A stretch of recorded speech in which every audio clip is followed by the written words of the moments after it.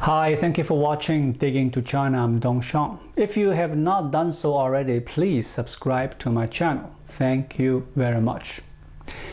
What is common between 1949 and 2022? 1949 is when Chinese Communist Party won control of the Chinese mainland. 2022 is when Chinese Communist Party locked down large swaths of lands that is responsible for 40% of China's economic output. 1949 is when more than 2 million Chinese people fled to Taiwan and Hong Kong, and 2022 has seen the similar immigrating surge. Not to Taiwan or Hong Kong though, but there is the shared sense of fear and urgency to get out. Immigration attorneys and brokers said they've seen a surge in inquiries over the previous month. Immigration-focused discussion groups have sprung up on China's ubiquitous WeChat messaging app in addition to encrypted platforms like Telegram. Ying Cao is a New York-based immigration lawyer.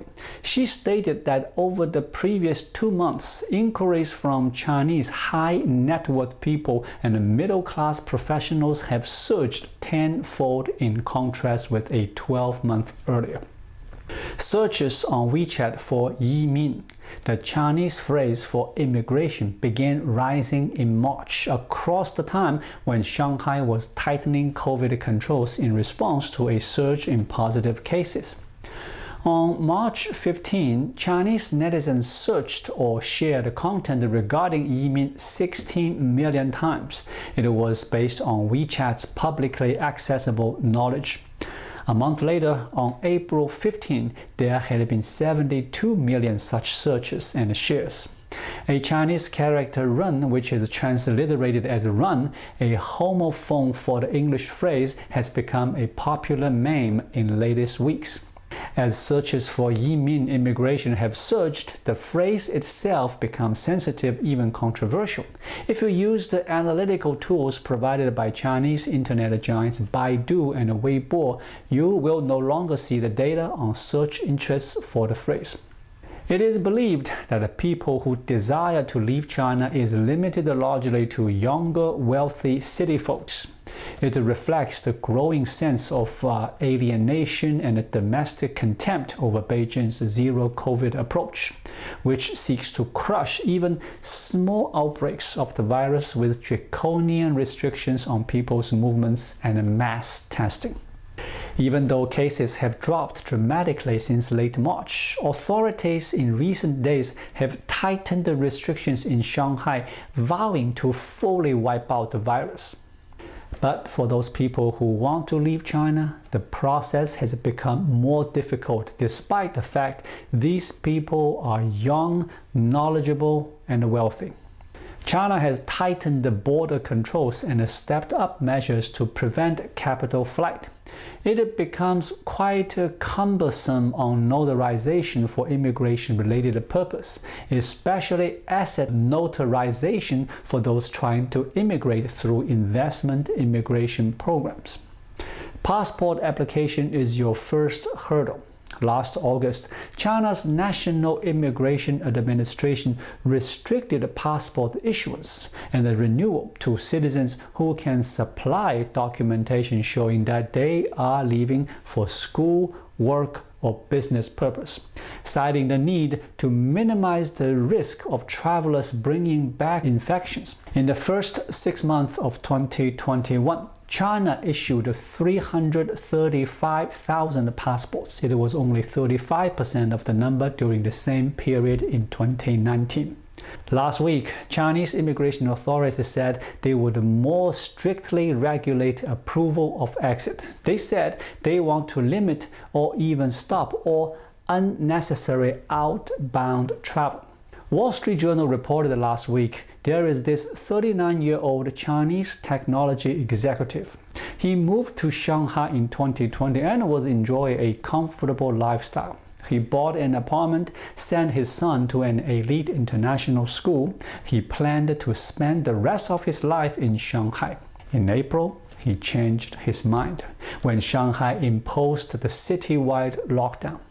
He has been confined to his apartment and leaving him struggle to procure even basic groceries. He complained, "How can I live in a place where basic necessities for living can't be guaranteed?" After 6 weeks with no end in sight to the restrictions, he and his family decided to immigrate to Singapore. He applied for his son to enroll at a private school there so that he could secure an admissions letter, a necessary precondition for renewing his son's expired passport. Middle-class professionals, particularly those with young children, are very much aware of the sacrifices that immigration entails. In Suzhou, a city 60 miles west of Shanghai, a factory manager surnamed Wang says he wants to ensure his children don't grow up in a society he believes is growing more authoritarian. But he struggles with the pain of not being able to see his elderly parents after his family of 4 moves to Canada. However, even if you have all the paperwork, leaving Shanghai physically is a challenge. One Shanghai resident bought plane tickets to the US for her and her husband. She hired a driver who was willing to ferry them to the airport. She paid the driver 6 times more than the regular fare. She even signed a written pledge with local authorities, promising they wouldn't return to Shanghai in the near future. Local officials are concerned that overseas returnees could bring back the COVID virus. After 2 checkups with paperwork and a COVID test, they finally reached the airport, flew to San Francisco, and settled there. However, long-favored destinations such as the US and Canada have lost some appeal for immigrants because of deteriorating relations with China. Countries that have maintained better ties with Beijing, such as Singapore and Ireland, have gained in popularity. Consultants said that. But experts caution that factors including international travel restrictions and a lack of work opportunities could keep China's disgruntled middle class from leaving. Being an immigrant myself, I echo that sentiment. But when there is no other choice, people choose to leave. In China, we say if you can't win, you leave. In the West, we say vote with one's feet. Thank you for watching. Please leave a comment and subscribe to my channel. Just click the subscribe button right here. I'll see you again shortly. Until then, be well.